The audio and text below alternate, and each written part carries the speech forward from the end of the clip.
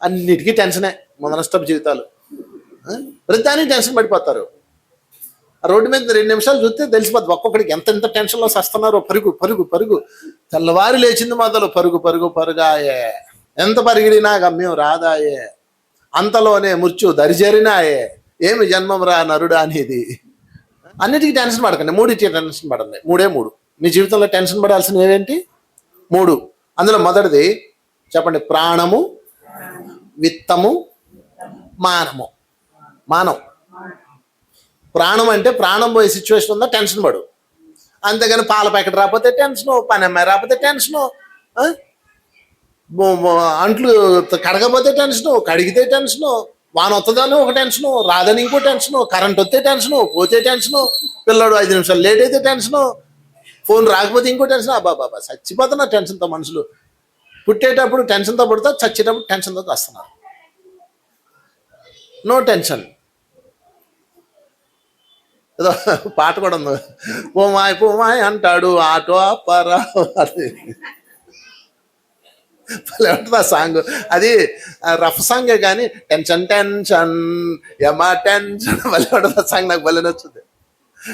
విన్నావా? నువ్వెందుకనో ఎంత అమాయకంగా నటిస్తారు. వినండి, అన్నీ వినాలి. రాముడు పాటలు వినాలి, టెన్షన్ పాటలు వినాలి, అన్నీ వినాలి. అడుగుతాడు హీరో, ఏంటి టెన్షన్ నీకంటే, సిటీకి అంతా నడుముని గిల్లేస్తారని టెన్షన్ అంట అమ్మాయికి. భలే ఉంటుంది లిరిక్.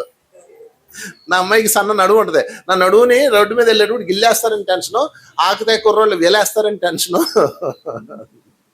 ఆటో వెళ్తే అల్లు ఇల్లు అలా అంటారని టెన్షను, నీలాంటి దొరికిందాక ఒక టెన్షను, దొరికిందాక వెళ్ళిపోతాడని ఇంకో టెన్షను. కనుక 3 టెన్షన్ పడాలి. చెప్పండి, ప్రాణము, విత్తము, మానము. ప్రాణం అంటే ప్రాణం పోతుంది మీకు కానీ మీ వాళ్ళకి కానీ. మీ వాళ్ళు అన్నాను, మీ వాళ్ళు అంటే మీ సర్కిల్, కుటుంబ సర్కిల్లో ఎవరెవరు ఉంటారు? భర్త, భార్య, పిల్లలు అంటే పెద్దవాళ్ళు, అత్త మామ అవ్వచ్చు, అమ్మ నాన్న అవ్వచ్చు, 6 ఉంటారు అంతేనండి. మనవడికి పోతుందని, మనవడాలికి పోతుందని, తోడల్లుడికి పోతుందని, వాళ్ళకి క్యాన్సర్ వచ్చింది వాళ్ళు ఏమైపోతారని. ఏందండి మీ టెన్షన్? నాకు అర్థం కాదు. భగవంతుడు అనుకుంటారు ముందు సత్తనారా బాబు టెన్షన్, ముందు లేపేయి అంటాడు నిన్ను. మీరు టెన్షన్ పడి సాధించింది ఏముండదు. మీ సర్కిల్లో గుర్తుపెట్టుకోండి, సర్కిల్ అంటే ఫ్యామిలీ, టెన్షన్ పడవచ్చు. 1. 2 ఏంటి? విత్తం. విత్తం అంటే డబ్బులు. సంపాదించుకున్న డబ్బులంతా పోతున్నాయి, జీవితకాలం కష్టపడి దాచారు, పోయినాయి, టెన్షన్ పడవచ్చు.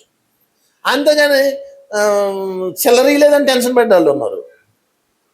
బస్సు ఎక్కుతారు కదా, కండక్టర్ టికెట్ ఇస్తారు కదా, 10 రూపాయలు ఇవ్వలేదు, ఇక స్టార్ట్ అవుద్ది మీకు టెన్షన్ టెన్షన్ టెన్షన్. ఎలా చూస్తారు మీరు? చుట్టూ కొండల కోనలు చూడరు, ఆ కండక్టర్ ఎలా చూస్తుంటాడు, ఆయన వెళ్ళేటప్పుడు ఎలా చూస్తారు, వాళ్ళు వచ్చేటప్పుడు చూస్తారు. అందుకే బాధ పడలేక ఫ్రీ బస్ పెట్టినట్టున్నారు. పోనీ అది ఫ్రీ బస్సులో సీటు దొరికిందో లేదో ఇంకో టెన్షన్. కనుక అవి వదిలేని మిత్రులారా, టెన్షన్ వద్దు. డబ్బు పోతుంది, సంపాదించిన డబ్బు అంతా పోతుంది, అప్పుడు టెన్షన్. విత్తం అంటే అది. 3 మానం. మానం అంటే కుటుంబం రోడ్డును పడుతుంది, అప్పుడు టెన్షన్ పడాలి. మీ కుటుంబం ఉంది, పరువు పోతుంది ఇప్పుడు, అప్పుడు టెన్షన్ పడండి.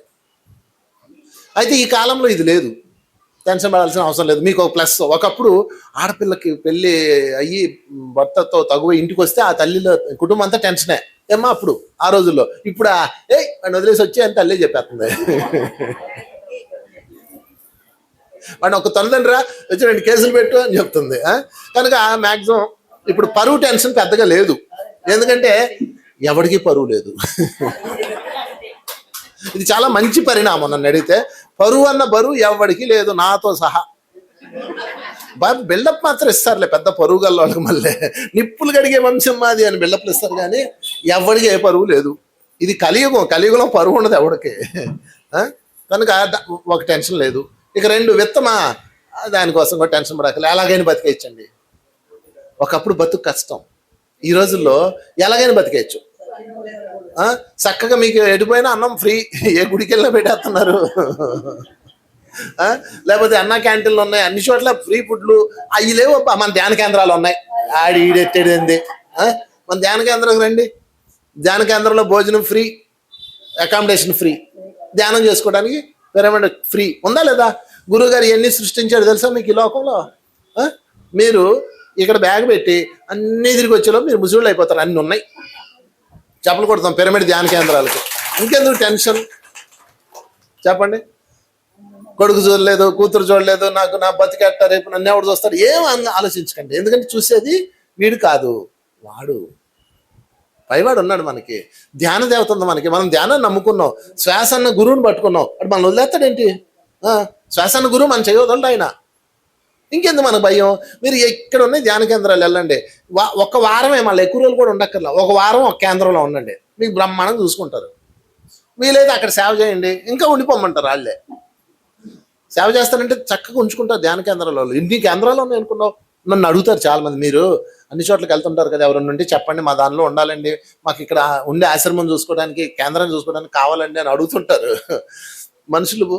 కనుక ఫుడ్ బెడ్కి బెంగలేదు, ఈ టెన్షన్ కూడా పెద్దగా లేదు. ఇక ప్రాణంకే టెన్షన్ పడాలి. ప్రాణానికి కూడా టెన్షన్ అక్కర్లేదు. ధ్యానం ఉంది కదా మనకి, ధ్యానం చేస్తే ఎలాంటి అనారోగ్యమైన పోతుంది. ఇంకా భయంకరమైన కర్మ ఉంటే ఇదిగో అది కూడా చెప్పేశాను, అనంత విశ్వమా కమాన్, నేను చేసింది నాకు వచ్చింది, సో సారీ, నన్ను శిక్షించడం నీ ఉద్దేశం కాదు, అవునా? అనంత విశ్వానికి మనం శిక్షించడం ఉద్దేశమా? కాదు, సరిచేయడం ఉద్దేశం. నేను తెలుసుకున్నాను, ఐఎమ్ సో సారీ, పశ్చాత్తాపం చెందుతున్నాను, ప్రాయశ్చిత్తం చేసుకుంటా ఇవ్వు. రైట్ రాయలు అడుగుతున్నావు, మనం అడుక్కోట్లా. ఓ అనంత విశ్వమా, నాకు అవకాశమే, నా తప్పు నేను సరి చేసుకుంటాను, అవకాశం ఇవ్వోయ్. అలాగే ఓ అనంత విశ్వం ప్లీజ్ ప్లీజ్ ప్లీజ్ నన్ను కాపాడు, ప్లీజ్ ప్లీజ్ నన్ను కాపాడు. అడుక్కోక్కర్లా మనం, ఏ యేసుని అడుక్కోక్కర్లా, ఏ దేవుడిని అడుక్కోక్కర్లా. పైగా ఇలా అడిగితే వాళ్ళు ఎంత ఆనందిస్తారు. అడుక్కునేవాడి కన్నా ఇలా అడిగితే పని ఇవ్వండి, పని చేస్తాను అనేవాడిని ఇష్టపడతారా? ప్లీజ్ అన్నం పెట్టండి అనేవాడిని ఇష్టపడతారా? పని ఇవ్వండి అనేవాడిని గౌరవంగా చూసుకుంటారు. అలాగ మనల్ని కూడా గౌరవంగా చూసుకుంటుంది అనంత విశ్వం. అర్థమవుతుందా? చాలా గౌరవంగా చూస్తుంది. అబ్బా ఎంత మాట అన్నారా, సెల్ఫ్ రియలైజ్ అవుతానన్నారు, పశ్చాత్తాపం చెప్పాడు, రెండోది మార్చుకుంటానన్నాడు, అంతేనండి. ఇంకెందుకు టెన్షన్? కనుక పున్నమి చంద్రుడిలాగా మళ్ళా మనం దగదగలాడుతూ వెలుగుతాము. చప్పలు కూడా ఎత్తుకుందాం. అమావాస్య చంద్రుడు. Thank you.